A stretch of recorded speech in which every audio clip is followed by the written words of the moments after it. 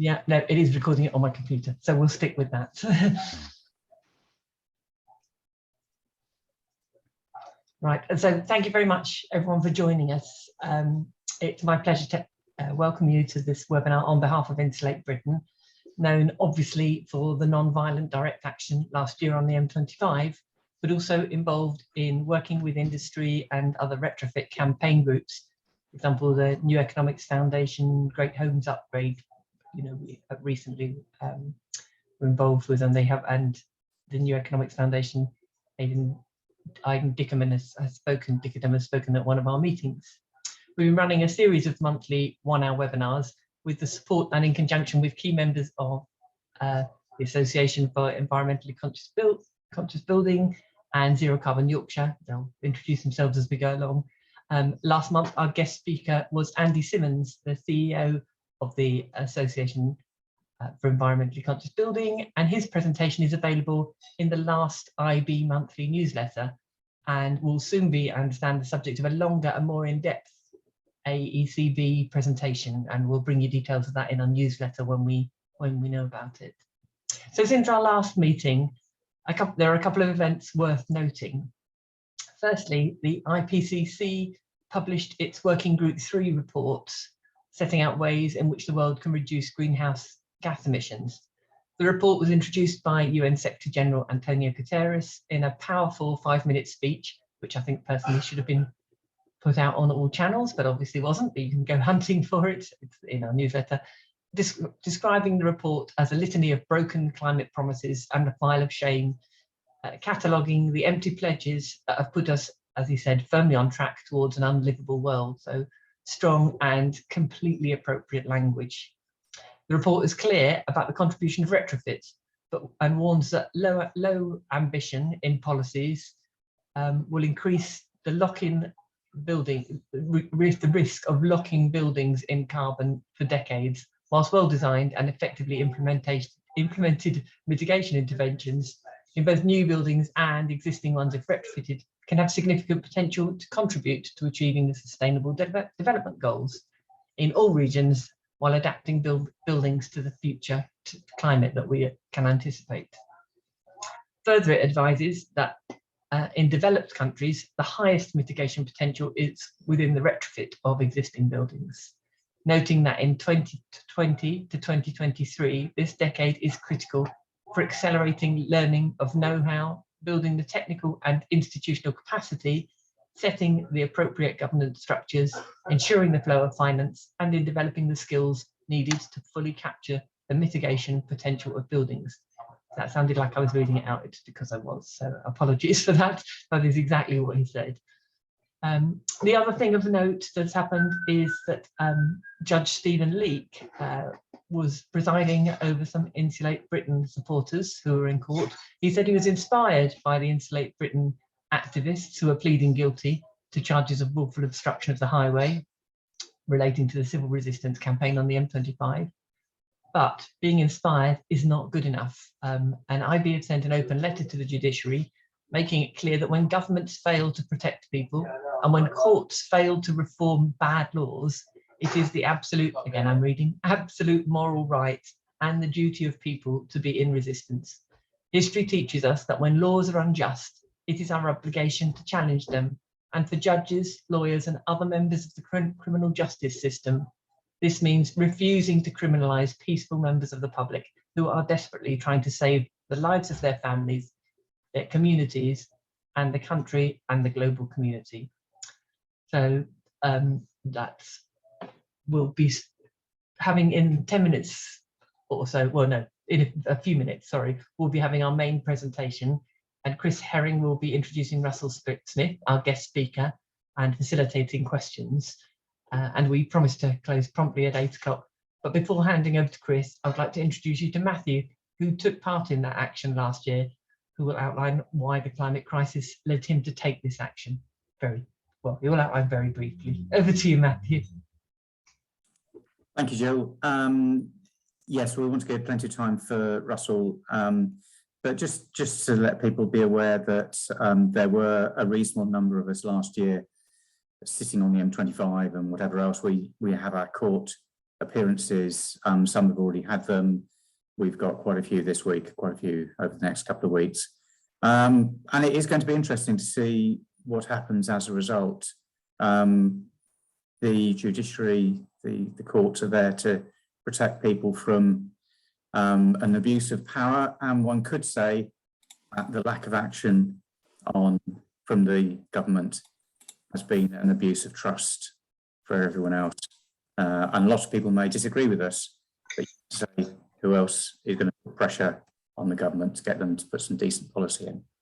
Anyway, one of those people is going to be Russell from his great talk. I'll pass across to Chris. Okay, thanks, Matthew. And I think you've rather undersold what you were doing, but anyway, it's a privilege to try and help run these webinars. In fact, it was Matthew who originally approached me back. I don't know. Okay, I thought I'd lost my connection there. Matthew originally approached me to help with these webinars back in the autumn. We've run a series now. We ran a series during the autumn, and then we're in our third of this series now in the spring. So as Jill said, am I still live? Sorry. Yeah, I am. Okay. As Jill said, we've had Ivan Dickedom from the New Economics Foundation. Very interesting talk about the economics of retrofit, and then the last session we had Andy Simmons, Chief Executive of the ACB, and I know we have ACB members here tonight because it gets circulated around the ACB as well. If you don't know the ACB, it's www.acb.net. It's the oldest organisation promoting sustainable building in the UK. And tonight we're going to hear from Russell Smith. The big issue really is, obviously we've been looking at all aspects of retrofit over these series of webinars, but in the end we need a strategy. This needs pulling together into something that can coordinate a programme of retrofit across the country. And this is where Russell really comes in. Russell has a long history of working in retrofit, from Parity Projects, his company, to Retrofit Works, and being heavily involved with the National Retrofit Strategy. And I know his work has somewhat moved on, so I'm going to just hand straight over to Russell to talk about where you think we are now, Russell, with a national strategy and a national programme. Thanks, Chris, and thanks for having me, everybody. It's nice to see actually quite a lot of faces that I've known for a very long time on the call. Quite a lot of people hiding behind their blank names as well that I've known for a very long time. Nice to see you. Some of you will have seen some of this stuff before, but most of you won't. First of all, I'm very pleased to be asked to contribute. I think one of the key things at the moment is that we're all saying things with a similar tone and with similar substance. One of the things that's divided a lot of this stuff and our activity over the years is that we're all saying slightly different things from each other, which is welcome in many senses. But when you're trying to forge a movement, I think it's quite important to get some of the facts across. So this whole series really is trying to achieve that. And one thing I've done before today, I listened to Andy Simmons' presentation on YouTube, and I made sure that I'm following on from that rather than repeating anything. And certainly one of the key things I'll cover today, given that Andy talked about, the prevailing and frankly quite exciting, means by which our grid is electricity grid is decarbonising, it presents us with some quite interesting challenges actually, and further debates as sort of energy geeks of what the most important things to do next are. And only one of those really is this whole discussion of, do I stick a heat pump in a home or do I insulate it first? That is a live debate, and I don't know anybody that gives the same answers than anyone else. But one thing's for sure is that we haven't got a framework within which we can even professionally have those conversations at scale yet. And that's why I'm here tonight to talk about what that might mean and how we can do things at scale over time. As Chris has pointed out, I've been doing this for a while. I renovated my own home in 2002. I'm a civil engineer. I shouldn't be anywhere near this kind of thing. And I got my heating bills in a 3-bed Victorian semi down to £50 a year, simply because I had a plan.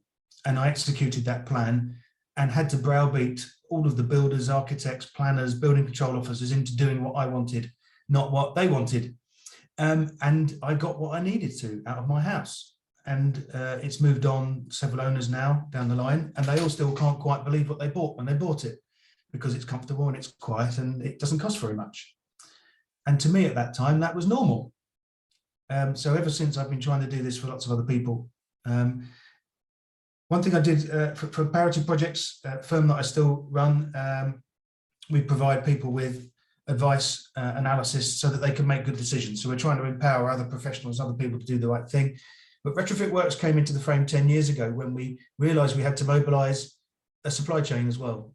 95% of the contractors doing work in houses across the UK, their firms are micro businesses, so 5 people or less, 95%. So not only are we trying to mobilize 27.5 million homes to be renovated by 2050, or much sooner, please, 2040, according to the analysis I'm going to put forward today, but we need to mobilize an absolute mountain of very small companies, all of whom probably start their own business because they can't be managed. We've got a lot to do, right? But I do believe if we come up with the right model, and again, back to my phrase earlier on, if we create a movement within which people feel as though they have their own control and they can do the thing they want to do, then we can really make that happen. So I'm going to share my screen and I'm going to go into a few slides for you. So let's, there we go. Do let me know that you can see this okay. Yeah, okay, brilliant. So I'm going to go to back to brass tacks for some of you guys. I'm not going into the deep analysis that Andy Simmons went into last week. I'm going to keep this pretty high level, because imagine we're talking to politicians at a local level and a national level. Through all this, what I'm trying to do is get the discussion going for you guys so that you can use some of this as ammo to have discussions with even media about how we can get this stuff done at scale.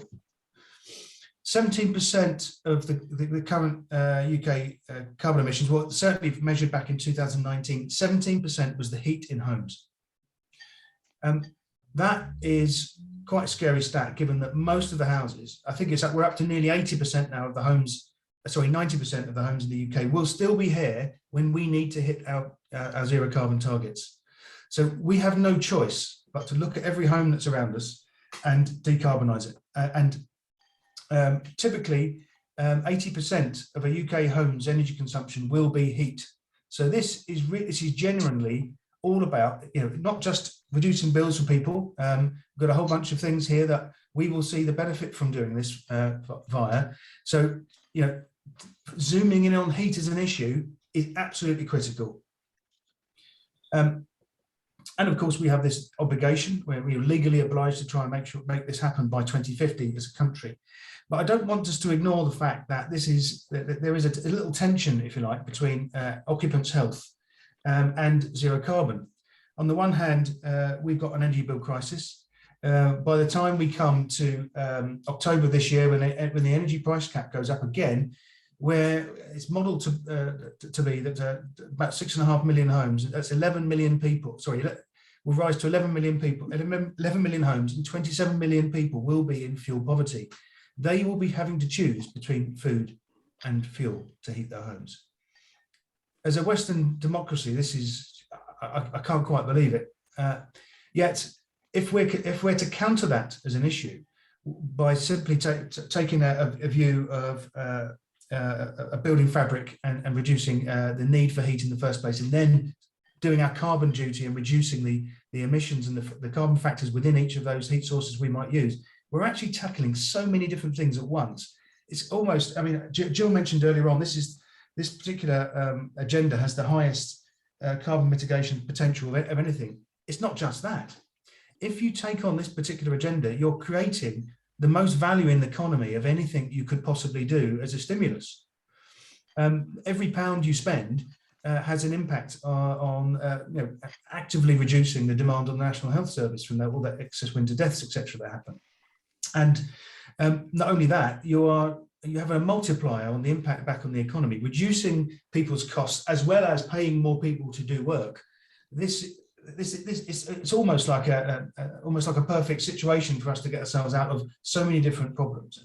But we need to do it now. We need to do it quickly because we have a hard deadline. The earth is not going to wait for us to just fart around and do it when we fancy it. And of course, we've got energy security. Any of you would have read the government's energy security report that came out as a reaction to what's going on in the Ukraine a fortnight ago, would have seen a startling absence of anything I've spoken about so far. Clearly, they're talking about new power stations, and potentially sort of a little window there for hydrogen to sneak into the economy. But really, it wasn't holistic. And that is the issue that we're going to be talking about mainly today. So what I wanted to do was have one slide here on what is happening so far across the country. Headlining, talking about central government, local authorities as well. The Green Jobs Task Force is something I sat on. I've got a slide following this, just goes into some of the highlights there of what that was. Kind of a cart before the horse in many senses. I was one of 12 people from lots of different parts of the UK economy saying that we've got an ambition to try and create green jobs. Well, the key thing that came out of that piece of work was, yeah, fine, okay, government, we can do this, but you need a net zero strategy before we can really start to tell people that these are jobs you can start to invest in and you can go to college and retrain or whatever. You know, it's the wrong way around. And this report was launched just before COP26, and lo and behold, two or 3 days before COP26, a net zero strategy came out. Hand in hand with that was a heat and building strategy. And I think it was everything you would expect from a government at the moment that really doesn't want to put much substance into its action, unfortunately. There are a lot of titles in there, a lot of things that the word strategy was in there for quite a few times, but it didn't relate to anything that you would put a dates or commitments against, unfortunately. They're all things that will happen apparently over the course of this particular parliament and maybe even beyond. One thing that has happened, of course, you might have seen that the Chancellor of Exchequer has put 0% VAT on energy efficiency measures as they're zero rated. That is a great headline. It's actually, as a person that works in renovation, it's actually pretty hard to implement, believe it or not.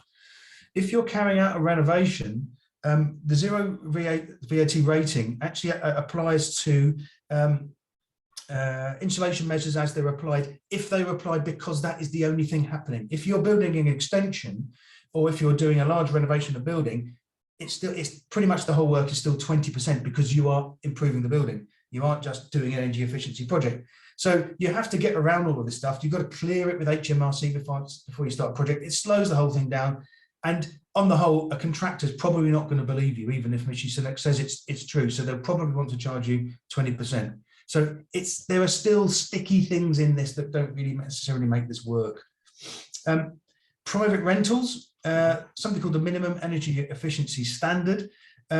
By now, it's actually technically illegal to rent a property if it's F or G rated on the EPC scale. If the landlord has not produced an EPC, then there's no rating. So technically, you might not even be able to police that. And local authorities are charged with policing that through trading standards, and they don't have any funding to do the policing. So we've got a lot of disjointed things that aren't quite linking up here that really make this pretty difficult to deal with. Boiler upgrade scheme. This is £5,000 grant that enables people that are wanting to move away from a gas boiler to an air source heat pump to have that grant to minimise, to reduce the cost of that work, which is very welcome. It could have had a better name. People think they're going to get a new boiler because it's called boiler upgrade scheme, but you know we'll go with that. One thing that industry does tend to do, though, when a grant scheme arrives, is put their prices up to cope with the new money that's coming into it, though. So hopefully Treasury are doing a bit of work to understand whether that's happening in the background. One thing that there's always been in place, this local authority delivery, home upgrade scheme and eco funding, which comes via energy companies to focus in on subsidising work for those that live in homes that own the home or renting within a home that qualify for means tested benefits or below £30,000 worth of household income. So that in the round there are bits and pieces happening, but I can assure you, certainly the grant funded stuff, it's at the lowest volume of work that's been in our industry for the last 15 years right now. It's super low. And for people that really need that work to happen, it's hugely now, because their bills, they're really under strain because of the rise in energy bills. Local authorities, generally, there's a significant number of them now have declared a climate emergency. We're speaking to a large number of them now because they don't really know what to do beyond that. And that's not because they're incapable, it's because there are so many choices to make. They've got so much complexity they need to deal with. They need help. And in some instances, they're getting that support from regional government. So devolved governments are actually doing far more than central government on this right now. So in Wales and Scotland are far ahead of England on progress in this space.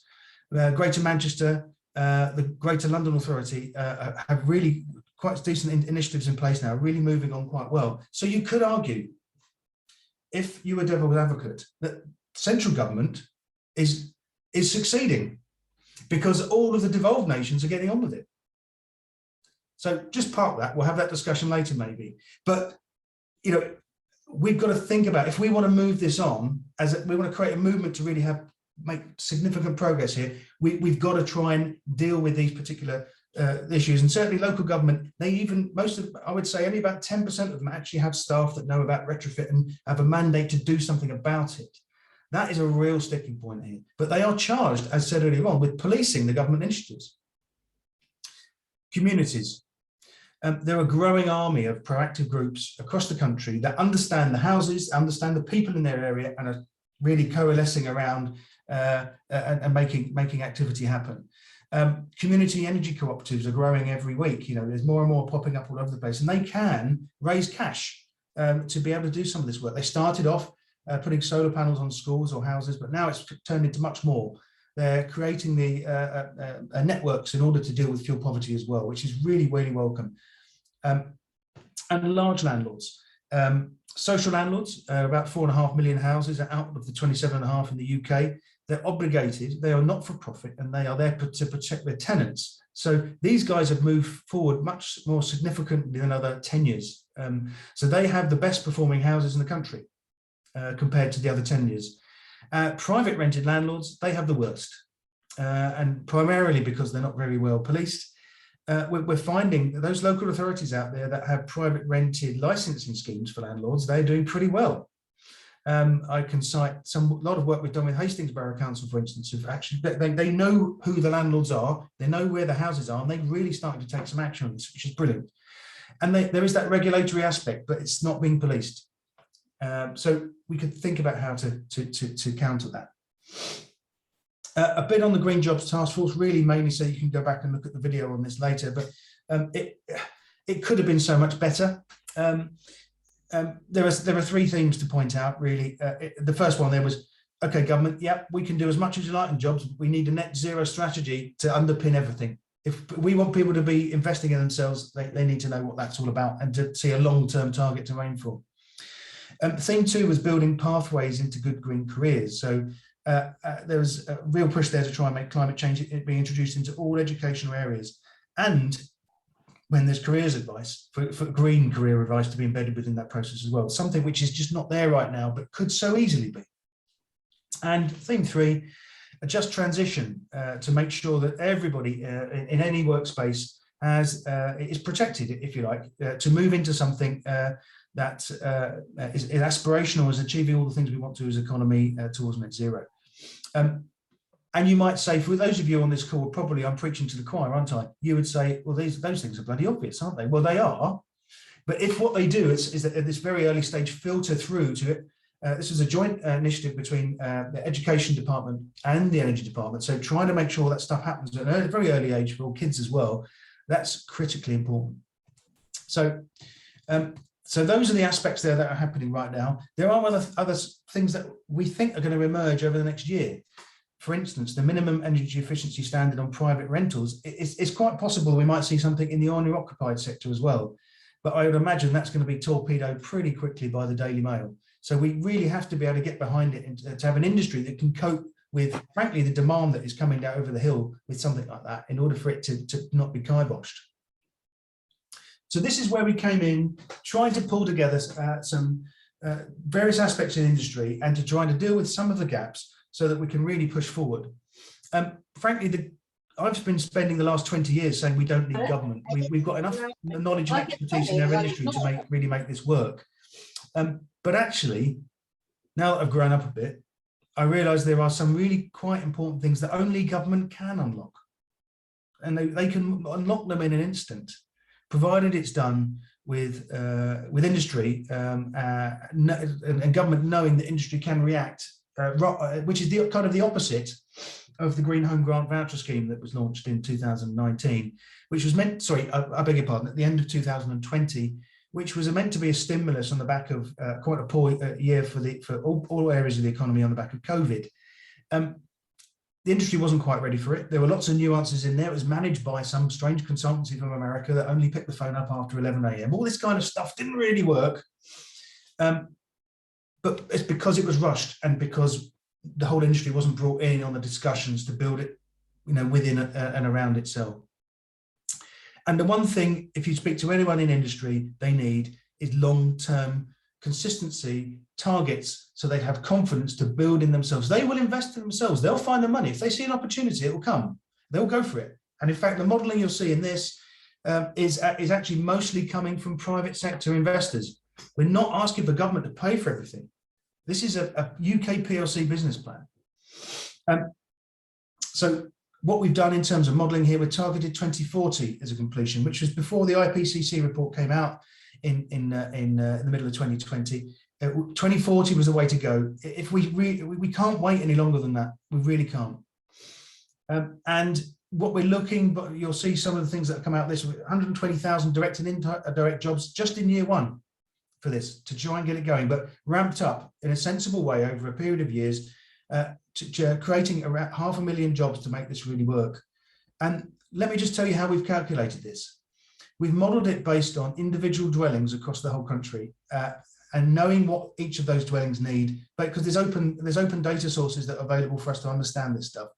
So we've literally looked at what things need to be installed in every house, how many people would take X weeks to install that measure over a period of time, multiply it up, and you come up with 500,000 people. This is not something you can just flick a switch and expect to happen. This is a mature model that has to be built up with every part of the economy, inputting into how that is built up with consideration over time. But even then, look at this figure on the bottom right here. The retrofit of the buildings themselves, I think, will only get us to 90% of the carbon savings. We have to find the other 10% from somewhere else. So this isn't even going to solve everything. Okay, we've got more to do. The offsetting, if you want to call it that, it comes into full play. So the concept we've put in place that can underpin all of this is something called, we call them interlocking components. And the reason, and before I move on, take any one of these away and the whole lot falls apart. Politicians expect a silver bullet. They expect, and I've presented this quite a few times to various different government departments now, Treasury, even a department in number 10, the Energy Department, and they always say, yeah, that's great, this is a lot of things. Well, if we did one of these, which one would you pick? Well, no, hang on.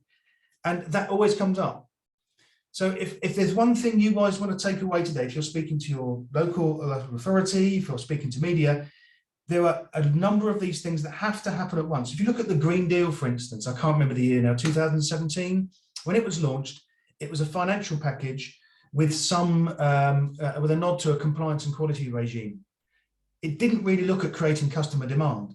It didn't talk about training and accreditation. It expected the industry to work that out for itself. And it didn't work. The Green Home Grant Voucher Scheme, they picked a couple of those and that failed too.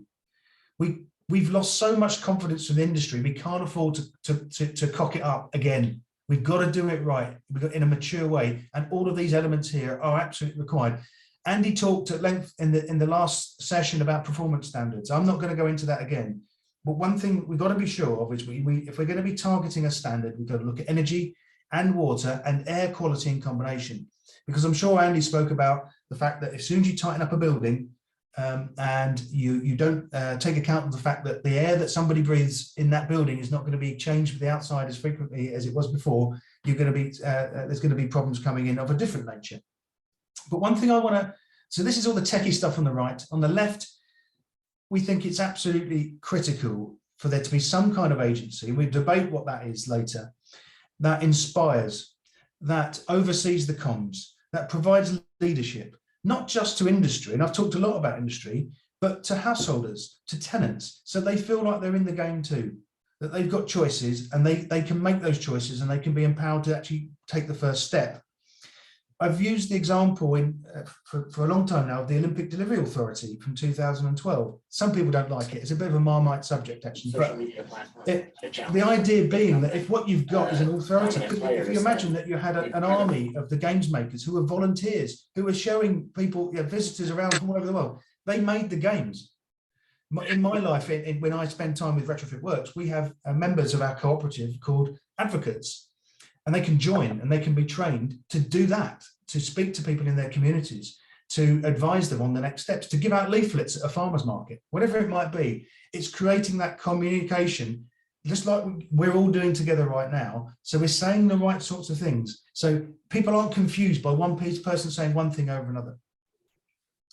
And a supportive transition period. For those of you that work in industry, you'll know how adversarial it is as an industry.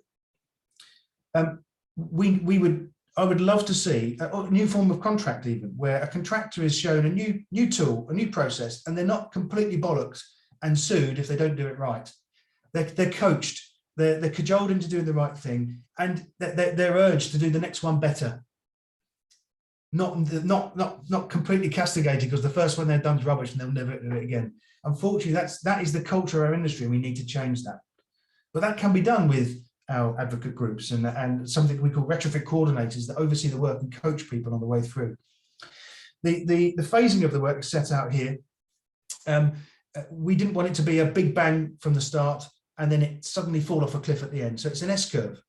The idea being that this is something that can really drive in the middle years once we've established the base of people that can actually do this well, and then tail off as we move towards our target. So these people can move to other industries gradually rather than dropping off the end of a cliff. And emissions, I mean, it's just a reflection of the same S-curve, really. That's pretty boring. I need to speed up and I'm going to drop that slide. But this is the key one. Numbers of people we need to bring into our industry. 1997 at the start, 2008, here's the crash. We've never really recovered in terms of numbers in our sector, people working in it. But look how many we've modelled we need to hit that S-curve over the years. It's an absolutely enormous undertaking. And I have modelled traditional trades here as well. There might be some argument here that we'll get new technology in place so that we can potentially do more work off-site, for instance, and ship things in that can be installed pre-made, in which case we can reduce those numbers. Maybe we can survey a lot better, and we can have our managers and supervisors working digitally, so we don't need as many of them. But that's not yet been proven, so the numbers are as they are on the screen there. But here's the business plan.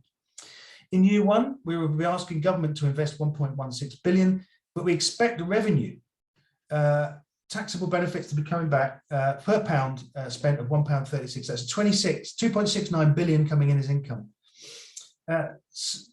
47,000 jobs directly sustained in that first year. As I mentioned earlier on, 100,000, that's the secondary jobs on top of that as well. Moving through to the parliamentary period, 5.3 billion, government revenue of 12.4. This is all work that we, with my parity projects, Hatton and Leeds University did together, based on many studies that have reflected this kind of big impact of the energy efficiency economy can have as a rebound effect on the economy. And an overall program of 523 billion. That is a big number, but we're only asking, I say only, 167 billion from government. The rest, we believe, private capital, 356, will come in to support that stuff, but it needs government to show that leadership, and they're going to get something back for it. So that's the business case. So what will that money actually be spent on? So there are some initiatives that we could put in there. With a number of non-governmental organisations have put a proposal to Rishi Sunak of a variable stamp duty, which will be revenue neutral. In other words, if people renovate their house and move it up a couple of EPC ratings in the first year, they can get a rebate on the stamp duty. A really interesting incentive and be revenue neutral as well. What's not to like about that? A cost of a national retrofit body, supply chain innovation, which is actually, there's money in the sector already. Innovate UK invests huge amounts as an organisation to those organisations wishing to bid in and to develop their own capabilities. And some money already being spent, capital works, so work on homes for those that cannot access finance. So that stuff is already being put in there. So we're not asking necessarily anything too crazy. I'm tight for time, so I'm quite keen to slide through some of these examples here. The key thing here from my perspective, I've got some slides here I'm going to quickly go through. We've been running schemes now for owner-occupiers that want to pay for this to be done on their own home for 3 years now. Cosy Homes Oxfordshire launched first, then EcoFurb in London, and Warmer Sussex last. Unfortunately, the conditions for Warmer Sussex have not been great. We haven't had enough contractors. We haven't had enough energy from local organisations that really want to make that work. So we've mothballed that, ready for it to come back to life later when the government decide to really push stuff. EcoFurb has done very well, digital-led platform. People can log on to their own home for free and check out the way that they can install measures into their property. And Cosy Homes is for the first time ever in the UK, this is a profitable scheme. In other words, it's wiping its own face from people that want to do their own work. A small margin is made by this not-for-profit model, and that profit can then be recycled back to grow the model, to train people, to get more contractors into the market and really push it hard. In all of these cases, we have too many customers. We have more customers than we can cope with. We need the industry to catch up to deal with that volume of work. So it's a good news story built on geospatial reporting. We can understand exactly what houses need. We know what measures need to be installed in every home, and we can start to approach every household on that basis. Building models that allow people to log on to their own property. They can pick measures to go into their property. They can see the energy bills go down, the carbon go down, and the costs go up. And on that basis, we're talking as equals when we first have a conversation, rather than wasting a lot of time with energy advisor time before you've even got to square one. The whole house plan from a trained advisor, so that an individual householder knows exactly what they need to do, what the cost might be, and what they need to do to get to net zero. And one thing we do need to do, one thing we're trying very hard with at Retrofit Works right now, is coming up with a training model. So in other words, if we have a bunch of employers within Retrofit Works, so this blue outline here is Retrofit Works as a model. We have employers as members of our cooperative.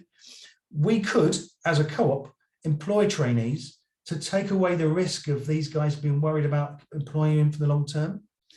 If we're developing partnerships at the moment with training providers and other organisations that can provide us with people that need work, we employ them, we sort out the training, we just need to find out where this money is coming from. And I am gradually uncovering people that are willing to pay for some of this machinery to be put in place and for it to flow. But make no bones about it.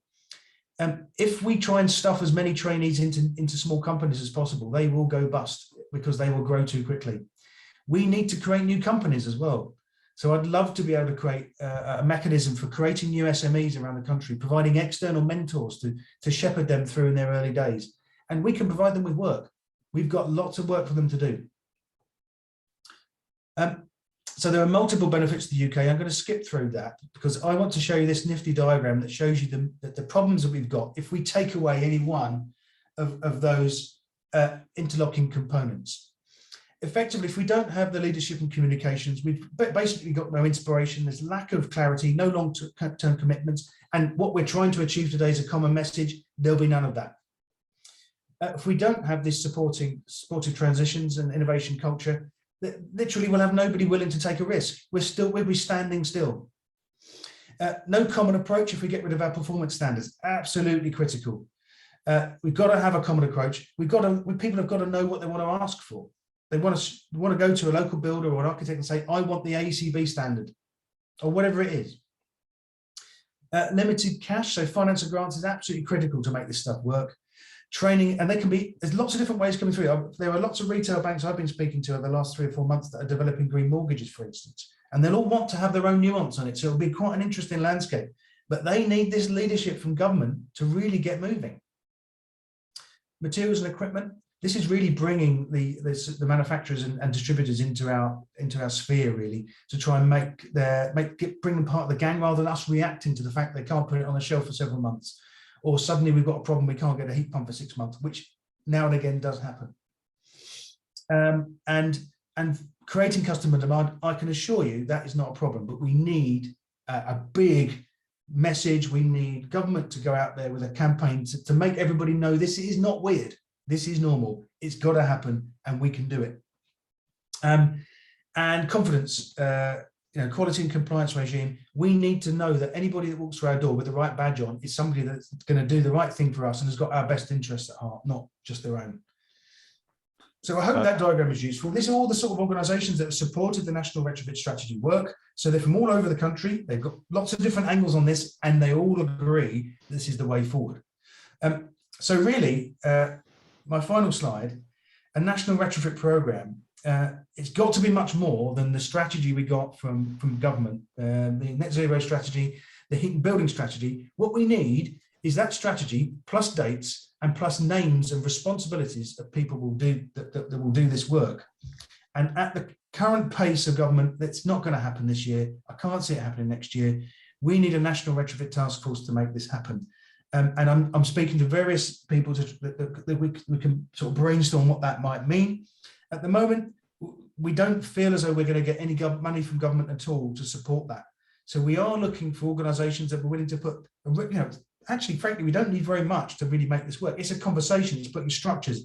I call it almost, we're trying to build the veins that connect all of the organs. The organs themselves kind of are there and they're being developed. It's the veins that and the tendons that aren't there at all. And we need to come together as an industry, as not-for-profits, as advocates, communities to create those veins so that we can have those conversations in a structured way. And I look forward to hearing your ideas of perhaps how we can do that together. Thanks very much. Wow, thank you, Russell. That was wow, a very interesting run through the whole issue, and yeah, I think there's a lot of food for thought there, and there are quite a lot of comments in the chat, some of which are sort of answering themselves, so I'm not going to pick those up. One of the things that obviously has come up a lot is the kind of what sort of costs you're assuming for a typical retrofit. Yeah. Are you talking about 5,000 or 50,000? I suppose the sort of scale of things. Perhaps that's a good one to start with. Great question. Yeah, certainly we model, because we model individual houses. The house tells us the cost. We don't assume a cost. So, but the average that's come out of our model is about £18,000 per property. But you've got to bear in mind that's the marginal cost of the energy efficiency works. We can't model if a house has got damp and that damp needs to be alleviated. We can't model if that wall has been undermined and the foundations have failed, that might need to be fixed. We can't model that stuff. But that is significantly more than the Committee on Climate Change have modelled. So they've modelled around, I think it's £8,500 per property. I mean, that's just crazy. It's just never going to happen, that sort of figure. They won't even pay for a heat pump. So we're at the £18,000 mark. They've got their reasons. I think they put a lot in the hydrogen and carbon capture basket. From our perspective, we've gone with, you've got to do all the work. You can't avoid it. And bearing in mind the modelling as well as done before, we've had quite a big rise in the cost of materials as well, so which is all a little bit depressing, of course. It might come down. The view from various parts of the supply and manufacturer side at the moment, that's unlikely to happen anytime soon. But one thing can happen if you can buy it, if you can buy at scale, if you can, what do I call it, the Tesla approach. If Elon Musk can get someone to part with £3,000 18 months before they're going to buy a car, then surely we can encourage, we can aggregate numbers of people to potentially part with a bit of money so they can be aggregated across an area-based program, so that they can put a bit of money in, they can get an assessment done. We can go out there and run an auction, even for a large contractor that could do all of those houses at once. That will get the price down.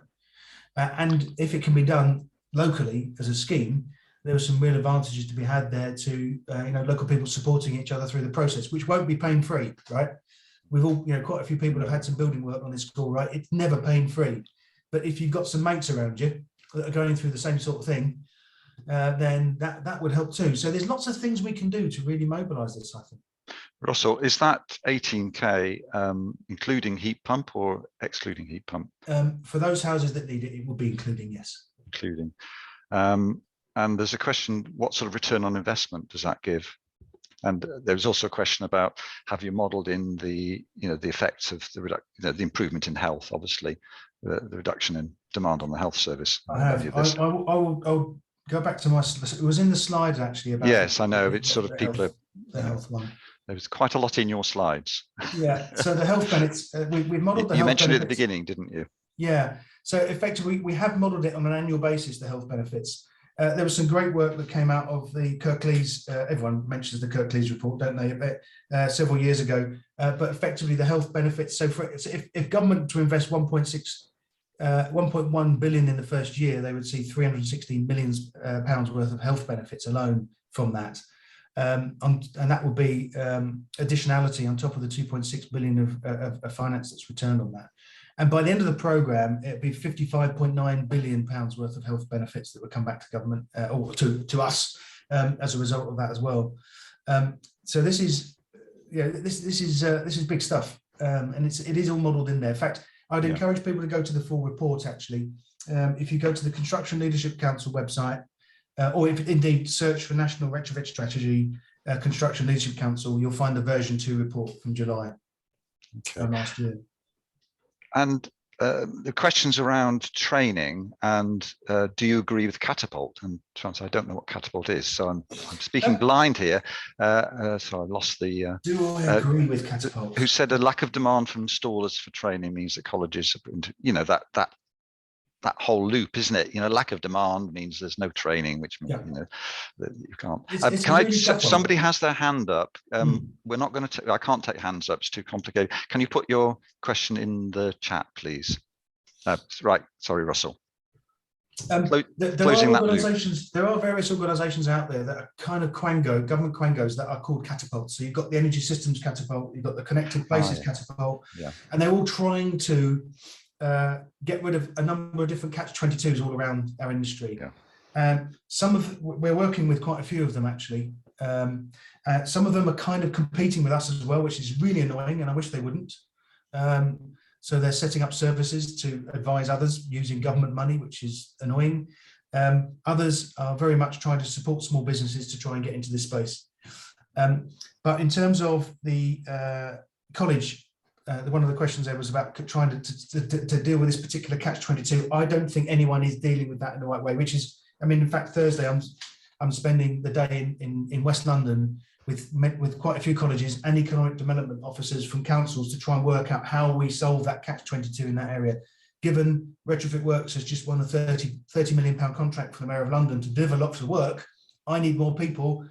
There must be some machinery we can work out between us to get more people into the industry trained and into the companies that we're working with to do that work in London. So if we can come up with a model there, surely it can be replicated elsewhere as well. But I'm kind of stunned that there isn't a model and I'm having to do this work, if I'm honest with you, Chris.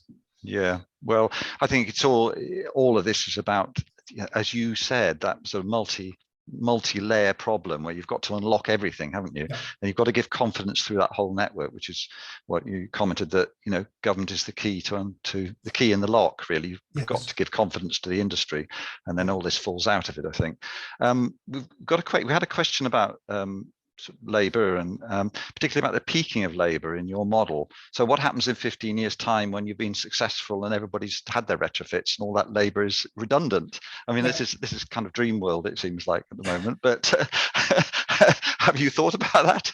Well, I think there's two aspects to that. One is, I think people will actually realise their houses need to be maintained properly. So actually quite a few of those people will actually be employed at last doing a proper job on cleaning gutters, which actually is not as, it might sound dull to people. That's actually one of the most important things you can do for a building.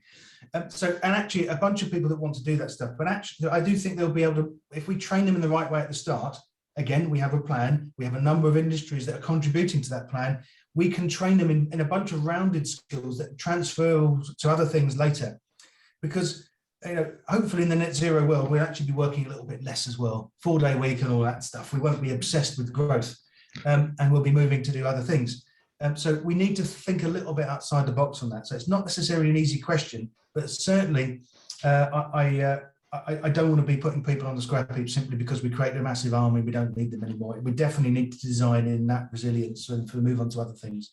There is a question about how can we have confidence in the industry given the way it's currently run, but in a way I feel that that's sort of an industry where there is no investment at the moment, and we're looking at building capacity in an industry that is respected and valued. Would you see it that way? 100%. You know, I think there are far more people in this industry that are trying to do a good job than people realise. The ones that are the cowboys get all the headlines, and for good reason, but it scares the living daylights out of everybody wanting to do anything at all. I've only once. If you'd have asked me 18 months ago, I would have said I've never met a contractor that deliberately wants to do a bad job, but I have just met one. And so it happens, right? But one thing's for sure, if you set up the right models and you support householders alongside contractors in the way that we do at Retrofit Works, you're not going to stop things going wrong. But if you can sort the problems out quickly, you can't get any better than that. You are going to be able to retain the confidence of the householders, and you're going to move on and you'll be able to get them to ring you up for the next job. I think that's what this is really all about. We expect, and we built an industry around devolving responsibility to someone else and just let them get on with it and never really checking.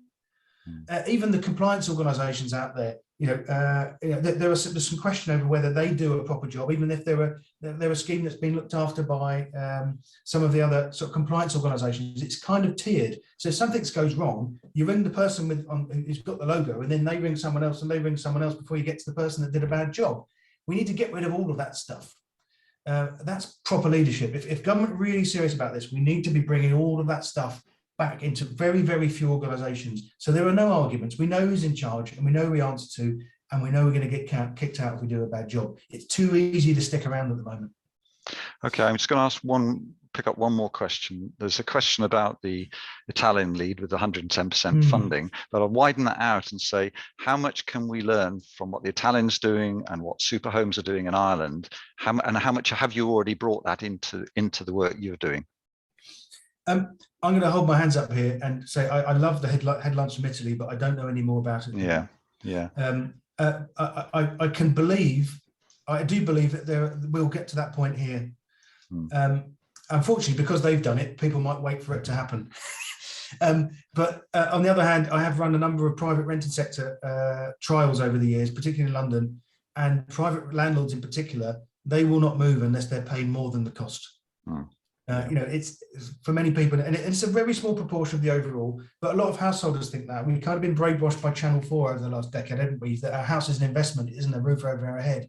So, if people, that question that came in earlier on, what's the return on investment? I couldn't care less.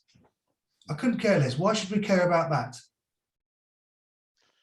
Maybe that's a good place for us to stop in a way. We only have a few minutes before we finish. There are some very interesting comments. There's some comments around spray foam, lots of questions that I haven't been able to get to, including George's on zero carbon. We could probably spend quite a long time and pick up a lot more threads, but I think, to be honest, we don't have the time. Take the ball. We've got somebody. Can we just mute, please? Because thank you.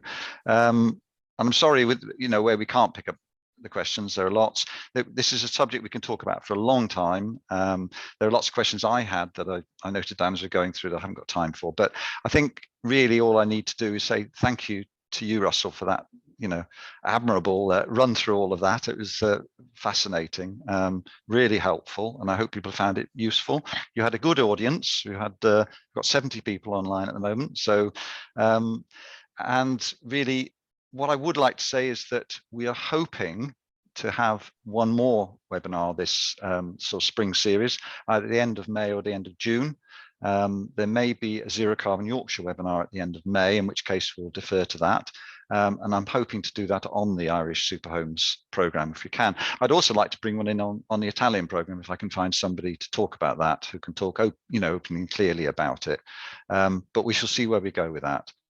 So I think, as I say, thank you, Russell. Thank you for listening. And I think I can hand over to Jill to wind up the session. Yes, I would like to say thank you so much, Russell. That was, you know, that was so much information, and we could probably stay here till midnight and still have more questions. So that's a sign of a totally fascinating topic. Well, we're obviously all bought into that. I wasn't sure if Matthew wanted to say a few words about Ireland. So I'm just going to, before wrapping up and saying thank you and good night, which we will do, I'll just hand over to Matthew very briefly. That's great. Thanks very much, Jill. Yeah, just to let people know that I and a few other people are going over to look at the Super Homes scheme in Ireland, 17th to the 20th of May. If anyone wants to know more about Super Homes Ireland, look at Super Homes Ireland, SEAI, Solar is one of the contractors that we're visiting who do a lot of this work. And if you want to be really green, have a look at Ireland's climate action plan. Basically, pretty much everything which Russell is asking for, it's all there. It's all costed in the long term with training and everything else. So we're going over to Ireland. If anyone is interested in coming, very, very limited places, contact Jill and be in touch. Thank you. Back to you, Jill. Lovely, thank you. Well, I just want to thank everyone for giving up time this evening.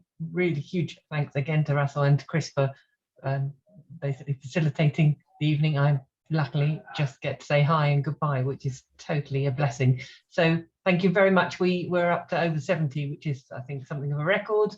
But the interest in this is only going to grow and grow, and we really need to all pull together the fact that there are that many people all wanting to engage in the discussion on Jill, a Tuesday night is great. Jill, just to say, there is somebody asking when the Ireland trip is. If you contact Jill, she can put you in touch with Matthew. Yeah, okay. Or yeah.